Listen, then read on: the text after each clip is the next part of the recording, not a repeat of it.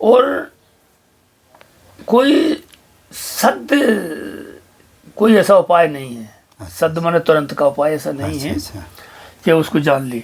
गुरु को जानना पड़ता है। लोग बाग कहते हैं, ऐसा कहावत कहती है कि सोना जानिए कसे और गुरु जानिए नहीं, पानी पिए छान के और गुरु करिए जान के। जान करके उसको गुरु बनाइए। तो अब हमारे शास्त्रों में ऐसा बताया गया, हरित स्मृति में ऐसा बताया गया है कि हमने जिसको जैसे किसी को गुरु बना लिया और गुरु क्रोधी है तो उसको नरसिंह भगवान का अवतार समझना चाहिए। अच्छा, देखिए यहाँ पर जो है, देखिए भक्त लोग जो बेचारे आए हैं पीपल की जो पूजा करना चाहते हैं। और ये देखिए, ये यहाँ देखिए संत लोग जो हैं ये अपना स्नान कर रहे हैं और कुछ भक्त लोग भी है उधर, कुछ भक्त लोग घूम टहल रहे हैं। इस तरह से ये चारों तरफ जंगल ही जंगल है। जंगल के सिवा आपको कुछ भी नहीं मिलेगा। इसलिए आप लोग जो है इन जंगलों में रह करके संतों का जो है आनंद लीजिए। और जितना कहा जाए उतना कम है। संतों की महिमा परम्पार है, इसलिए जो कुछ कहा जाए उतना कम है। तो इसलिए आप लोग जो है इन जंगलों में आप आनंद लीजिए। ये देखिए एक महात्मा जी स्नान कर रहे हैं। इन्हीं का भी कुछ देर के बाद हम सत्संग लेंगे। और इस तरह से संतों की अपार महिमा है, जितना कहा जाए उतना कम है। इसलिए चारों तरफ देखिए घोर जंगल ही जंगल है। और अपना पानी जो है आनंद पानी बह रहा है। ये देखिए इस तरह से अपना है, चारों तरफ जंगल, ऊपर महात्मा है। इस तरह से संत लोग अपना निवास करना है। साला इसमें विकार तो होना स्वाभाविक है। हाँ, विकार है। हाँ, सभी का गुण दोष से सृष्टि कीन करतार कसत है। हाँ, जड़ चेतन गुण दोष में विश्व कीन करतार। संत हंस गुण गाहे पे परिहर बारी विकार। जी, इसका महाराज अर्थ थोड़ा बताइए। परिहर बारी विकार, संत परिहर माने छोड़ के, विकार छोड़ करके संत हंस गुण गाहे। गुण ग्रहण कर लेती हैं। और पर जैसे हंस होता है ना, तो हंस में दूध वो पानी मिला देते हैं ना, तो वो दूध पी लेता है, पानी छोड़ देता है। पानी विकार है। परिहर बारी विकार, बारी माने पानी होता है।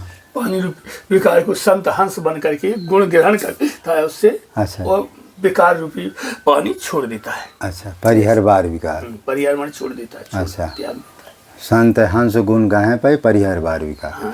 तो खैर कल हम उसको ये कहें कि भाई देखो, यदि ये संत लाइन प्रकृति जन्य, देखो शरीर प्रकृति जन्य है। लेकिन मान लो उसकी मुक्ति, बार बार वो प्रश्न कर रहा है कि महाराज जी मैं सोच रहा हूँ भजन करूंगा तभी तो मेरी मुक्ति होगी। नहीं, भजन तो करना पड़ेगा। और भजन तो आप किसी भी, लेकिन यदि मान लो वो शादी करता है या विकार ग्रस्त हो तो फिर मुक्ति कहाँ से पाएगा?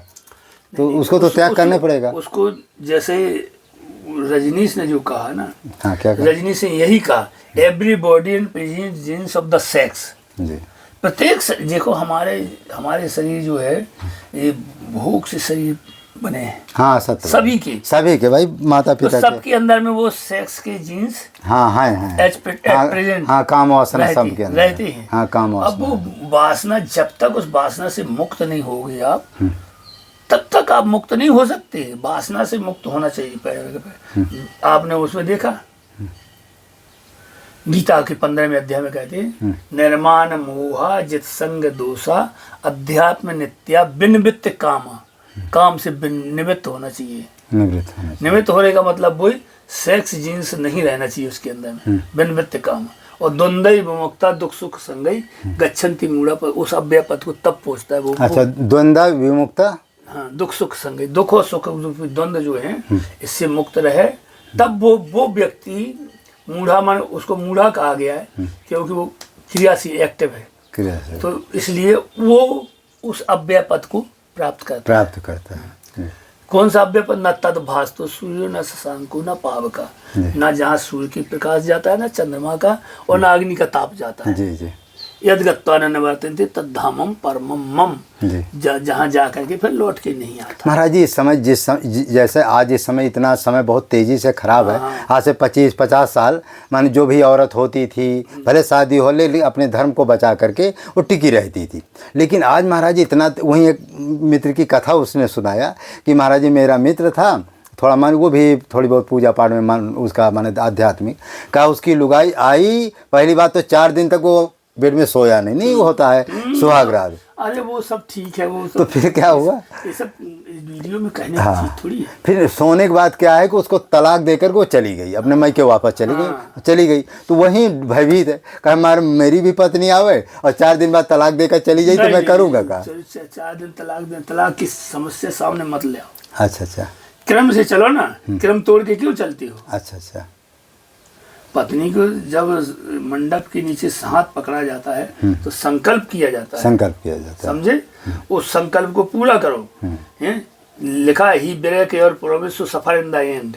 जो अपने वादे को तोड़ता है, अपनी प्रतिज्ञा को तोड़ता है, संकल्प माने प्रतिज्ञा होती है। जी। अपनी प्रतिज्ञा को जो तोड़ता है उसको बाद में नुकसान उठाना पड़ता है, नुकसान उठाना पड़ता है, सफर इन द एंड। जी। लेकिन महाराज जी जैसे बहुत बैराग उसको है। नहीं, बैराग तो अच्छा है, ये बैराग महाराज गीत उड़न बैराग है। वो ये गीत का ये कौन बंदर वाला मरकटी बैराग का बोलते हो उसको? नहीं गीत बैराग। अच्छा, गीत वाला उड़ावन बैराग। ये कैसे बना? गीत उड़ावन बैराग ऐसा होता है कि गीत जब यहाँ जमीन पे मरे हुए जानवरों का मांस खा करके पेट भर जाता है, तो फिर वो उठता है, यहाँ से उठेगा। अब उसको भूख है नहीं, अब वो उड़ेगा घूमते घूमते घूमते घूमते घूमते चक्कर काटते काटते इंद्रलोक में पहुंचता है। प्रत्येक गीत? हाँ, सुनो तो सही। इंद्रलोक में पहुंचा। अब वो वहां तक पहुंचते पहुंचते उसका पच गया। अब उसको भूख लगी। अब वो खाने की चाहता है। थोड़ा आवाज से डिस्टर्ब होगा, ज्यादा गर्मी है क्या? नहीं, तो आ रहा है। चलो कोई बात नहीं। अब उसको भूख लगी। अब वहाँ तो कुछ खाने को है नहीं, वो तो चेतन हमारे साथ सुखराशि है, वहाँ तो जीव सब ऐसे रहते हैं, खाने को नहीं है, वहाँ कुछ खाने को है ही नहीं। तब फिर उसने नीचे को मुँह किया और ऐसा घूमा 1-2 चक्कर, तो इस धरती पे एक मरा हुआ चूहा पड़ा है। तो मरा हुआ चूहा उसको वहाँ से हाथी जैसा दिखता है। इतना उसकी दृष्टि होती है? हाँ, उसका लेंस ऐसा होता है। अरे राम। बंदरों का भी यही होता है। छोटा से छोटा दाना, राई का भी दाना पड़ा होगा यहाँ, तो उसको बड़ा भारी दिखेगा, बैंगन के जैसा दिखेगा। माने ये चश्मा जैसा ऐसा लेंस होता है उनकी आंखों में। अच्छा। बंदर इसलिए तो वो ढूंढ के खा लेते। हाँ, सत्य बात कहते। तो उसने गीत जब देखा तो घूमते घूमते आया और उसने वो सड़ा हुआ चूहा मारा, खाया। और उससे थोड़ा तसल्ली मिली। फिर वो ऊपर चला, फिर घूमना शुरू किया, फिर भूख लगी, तो फिर नीचे आया। गतागतम काम कामा लबंध। ये महाराज रात में क्या करते हैं? ये गीत आकाश में उड़ते रहते, कहीं बैठते हैं? नहीं, बैठते नहीं है। वो बैठने को इनका आकाश में कोई साधन नहीं है। बैठते तो यही धरती, क्योंकि सबका आधार धरती है। पृथ्वी का एक नाम आधार शक्ति है। जैसे रात शाम हो जाता होगा तो कोई पेड़ ओड़ में बैठ जाते होंगे? हाँ, पेड़ पे ही बैठते हैं। इतनी ज़्यादा ऊंचाई में नहीं है वो, तो पेड़ पे बैठ जाएंगे। पेड़ में बैठ जाएंगे। हाँ, कभी ज़्यादा ऊंचाई पे पहुंच जाए। लेकिन इस समय महाराज गीत दिखाई नहीं दे रहे हैं, क्या हो गया उनको? गीत हिमालय की गुफाओं में है। अच्छा, वहाँ तपस्या करेगा? हाँ, वो तपस्या ही है। सब गीत मुक्त हो गए। अच्छा, मुक्त हो गए। हाँ, पूरे गीत ही नहीं दिखाई दे रहे, पता नहीं कहाँ चले गए। गीत तो ये जब से जो ओसामा बिन लादेन ने जो वो अंतर्राष्ट्रीय उस पर वो की थी ना, जब वो लड़ाई चली थी अमेरिका की और इसकी, अच्छा, ईरान इराक की, तो अंतर्राष्ट्रीय जो बात थी, बिल्डिंग थी, उस पर उसने आघात किया था। तो तब से जो है गीत लुप्त किया, नष्ट कर दिए गए। अच्छा। वायुमंडल में ऐसा पॉइजन छोड़ा गया कि सब गीत ऊपर ही मारे गए। अरे राम। और कुछ लोग कहते हैं ये जो यूरिया हम खाते हैं तो ये गाय भैंस के ऊपर जाता है, कुछ इसका भी प्रभाव है क्या? सबका प्रभाव है, समय समय के अनुसार। हाँ, सबका प्रभाव। अब देखो, हम बताएं गीध में और शेर में यही तो अंतर है। अच्छा। दोनों ये शुद्ध मांसाहारी जीव हैं जी। गीध और शेर जी। न तो गीध रोटी खाता है और न फल खाता है, और न शेर फल खाता है, न घास खाता है, सही है। न रोटी खाता है। ये दोनों मांसाहारी, लेकिन गीध के मांस खाने में और शेर के मांस खाने में अंतर है। शेर ताजा मांस खाता है, जी, अपना स्वयं शिकार करके। स्वयं शिकार, मरा हुआ जानवर को नहीं खाएगा। हाँ, नहीं खाएगा। और गिद्ध कभी शिकार नहीं, जिंदा जानवर को नहीं मारेगा, हाँ नहीं मारेगा, मरा हुआ जानवर का मांस खाएगा वो, हाँ मारा खाएगा। हैं? इनमें ये अंतर है। इसलिए गिद्ध जो अब मरा जानवर का मांस मिलता नहीं है, आदमी ही खा जाते, आदमी गिद्ध हो गए, हाँ आदमी खा जाते हैं। आदमी ही खा जाते हैं।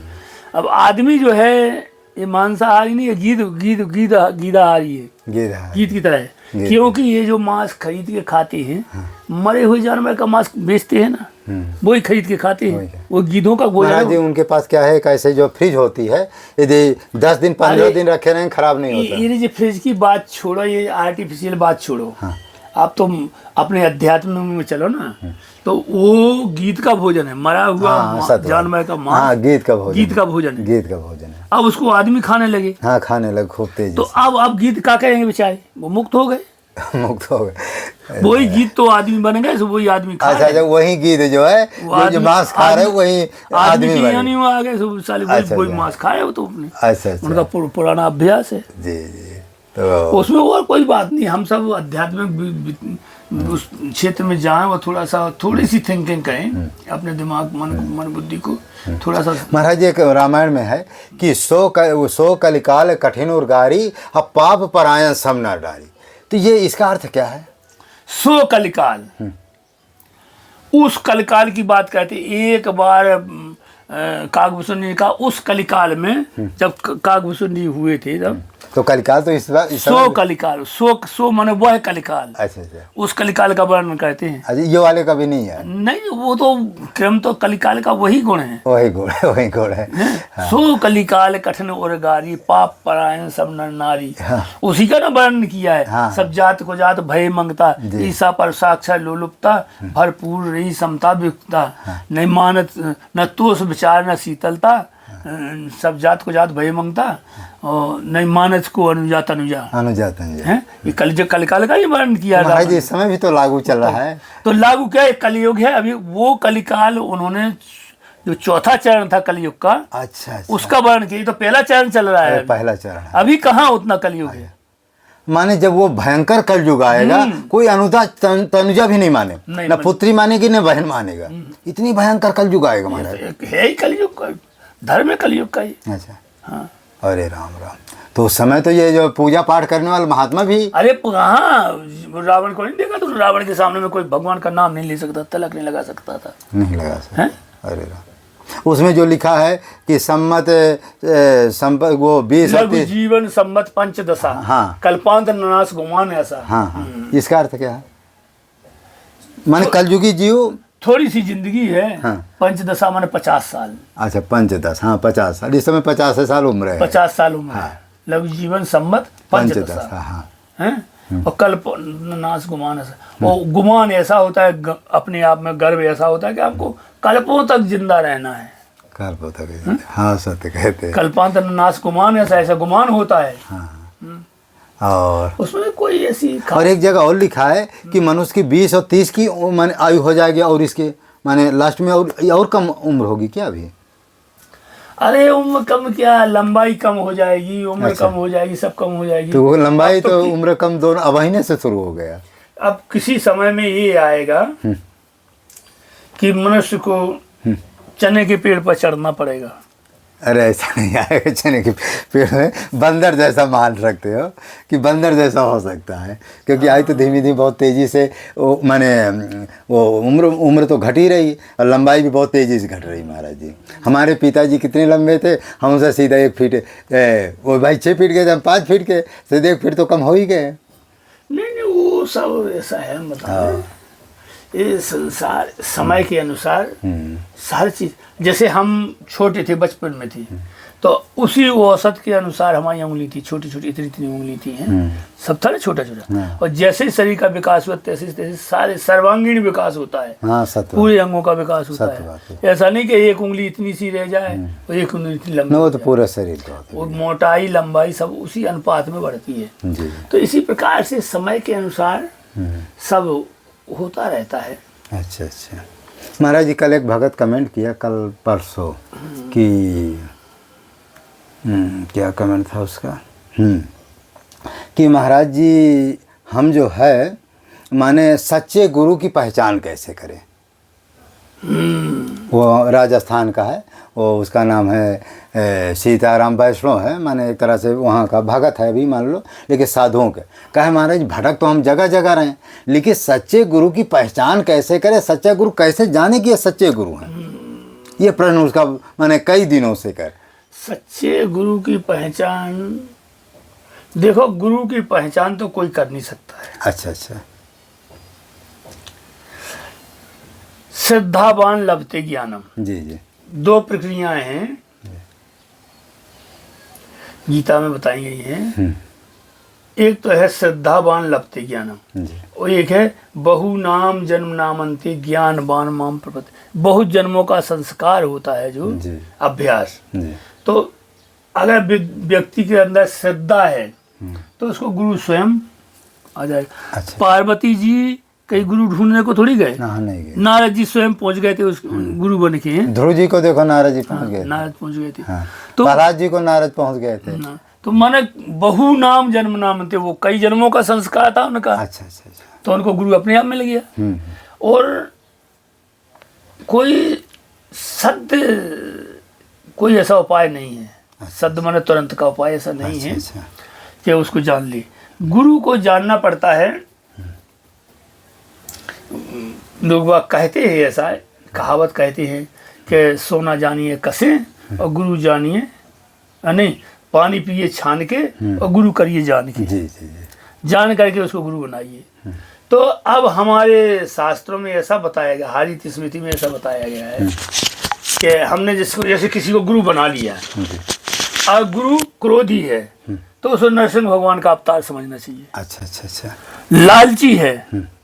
लालची है तो उसको बाराय भगवान का अवतार समझना चाहिए। अच्छा अच्छा। है हाँ। और अगर लालची बामन अवतार। हाँ, कामी है तो बाराय का। अच्छा 12। लोभी बामन का। हाँ लोभी बामन का। हाँ। तो इस प्रकार से, और अहंकारी है महाराज जी।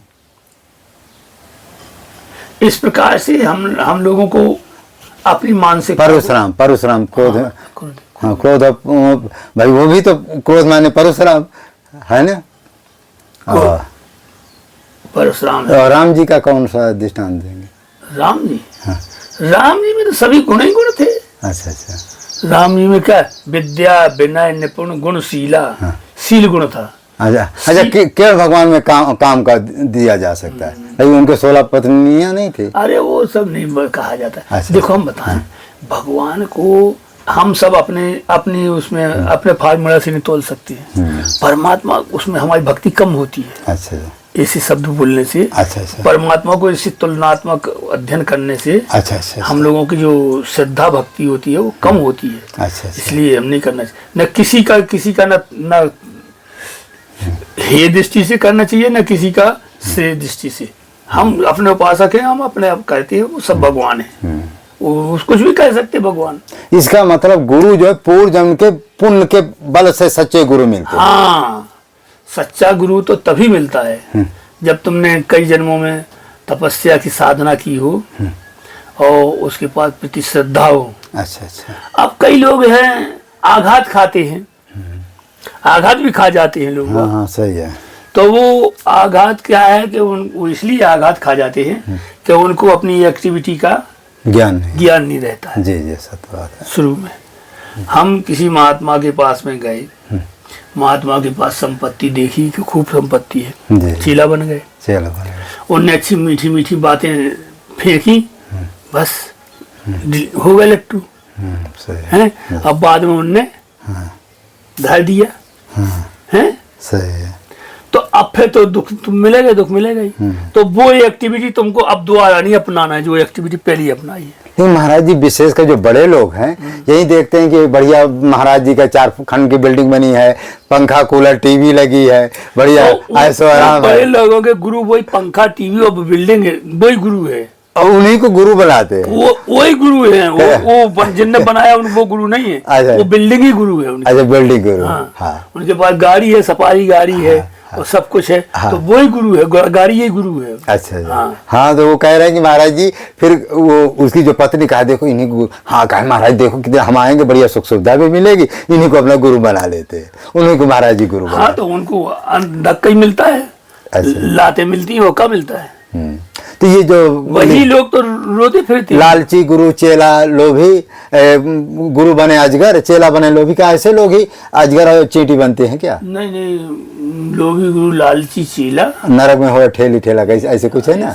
हाँ तो ऐसे लोग ही नरक जाते हैं। हाँ देखो नरक है और स्वर्ग है एक ही चीज है। अच्छा अच्छा। बस उसका थोड़ा सा है, जैसे पत्ता होता है ना, तो ऐसा सीधा ऐसा उल्टा, बस उसका रास्ता अलग अलग है जी। जैसे धर्मराज यमराज। अच्छा अच्छा। यमराज और धर्मराज एक ही है। अच्छा एक ही है। एक ही है वो। जी जी ठीक। तो बोलते रहिए। यमराज और धर्मराज एक ही है, उनका रास्ता अलग अलग है, जैसे 4 दरवाजे हैं। अच्छा। हाँ जय श्री राम जय श्री राम। हमारे चित्रकूट धाम में या हमारे आश्रम में हमेशा जो है संतों का भंडारा होता रहता है। या कोई भी भक्त जो है भंडारा कराना चाहे तो आप या तो स्वयं आवे या तो चाहे तो घर बैठे भी भंडारा हो सकता है। तो आप लोग भंडारा देख रहे, कई भंडारा हम कर भी चुके हैं और पुराने भंडारा में भी देखते हैं। तो हम जो है क्या करते हैं, किसी की यदि कोई कामना उचित कामना हो तो उसमें हनुमान चालीसा का पाठ करवाते हैं, 11 पाठ या 7 पाठ या 5 पाठ। और उसमें जो है थोड़ा दक्षिणा ज़्यादा इसलिए लगता है, पाठ करने वाले को दक्षिणा थोड़ा ज़्यादा देना पड़ता है। तो जो जंगल के महात्मा आते हैं, गुप्त महात्मा आते हैं, उनके द्वारा पाठ होता है और बहुत दिव्य होते हैं। उनमें संतों का जो आशीर्वाद भी रहता है, क्योंकि जो जंगल के महात्मा हैं, कोई 1 लाख राम नाम का जप करता है, कोई 51,000 राम नाम का जप करता है, कोई 25,000 या 21,000 राम नाम का जप करता है, कोई योग क्रिया करता है, कोई समाधि लगाता है, इस तरह से कोई जल पी करके अनुष्ठान करता है। ऐसे जंगल के महात्मा हैं, उनकी हमेशा सेवा करते रहो, यही सबसे बड़ा पुण्य है। फिर दूसरी बात एक चीज़ और हम कहा करते हैं कि चित्रकूट में एक हमको राम अर्चा करने का विचार है, क्योंकि चित्रकूट में राम अर्चा का इतना बड़ा महात्म्य, इतना बड़ा महात्म्य है। कहते कोई प्रेत योनि में चला जाए तो राम अर्चा कराने से उसका उद्धार हो जाता है। और वो 24 घंटा का माने 12 घंटा का एक बहुत बड़ा अनुष्ठान है। उसमें जो कम से कम जो 23 या कितने प्रकार राम जी के परिकर होते हैं, उनकी सबकी पूजा होती है। उसमें कम से कम जो 25 किलो फूल लगभग लगता है, यदि कमल का फूल है तो ज़्यादा अच्छा होता है। और उसमें जो है राम जी का राम अर्चा का मतलब है कि सभी मान 1000 अश्वमेध यज्ञ करने का जो फल होता है वो एक राम अर्चा करने का फल है। इसलिए महाभागवत पुराण तो हो चुका है, अब एक राम अर्चा कराने का विचार है। तो कोई ऐसा भक्त जो है एक बार चित्रकूट धाम में आवे, चित्रकूट धाम में ही उसी के माध्यम से राम अर्चा कराई जाएगी। और उस राम अर्चा के द्वारा जो है उसका जो छोटी मोटी यदि कामना होगा, कामना भी पूरी होगी और उसको पुण्य मिलेगा। और ये सत्कर्म जो है सभी यज्ञों से बढ़ कर के है। और एक चीज़ और हम हमेशा कहा करते हैं कि भैया यदि देखो महाविनाश आने वाला, तीसरा विश्व युद्ध आने वाला है, सभी महापुरुषों ने कहा है। तुलसीदास जी भी कहे हैं और स्वामी सुखदेव महाराज जी भी कहे हैं और माने क्या बोलते देवराहा बाबा भी कहे हैं और सुखदेव सूरदास जी भी कहें, हमारे दादा गुरु परमहंस श्री राममंगल दास जी कहें, परमहंस श्री गंगा रामदास जी कहें और अच्युतानंद जी कहें कि विनाश बहुत शीघ्र होने वाला है। इस विनाश से बचने का सबसे सरल उपाय है राम नाम। राम नाम पहले सेवा कर, संत से पहला प्रथम सीढ़ी है संत सेवा, दूसरा है राम नाम।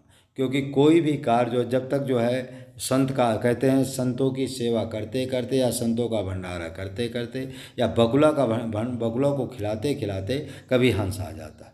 उसी तरह जब हम साधारण संतों की सेवा करते हैं, उसी में कोई सिद्ध महापुरुष आ जाता है, जिनके आशीर्वाद से कामना भी पूरी हो जाती है और परलोक के जाने का मार्ग भी मिल जाता है। मैंने गुरु मंत्र मैंने गुरु भी मिल जाता है। इसीलिए सब कार्य छोड़ करके संत सेवा सर्वोपरि है। कहते हैं कि यदि संसार में कोई कार्य है तो संत सेवा। प्रथम भगत संतन की से, प्रथम भक्ति ही संत सेवा है। इसलिए सब काम छोड़ करके संत सेवा करो, राम नाम जप करो, यही कर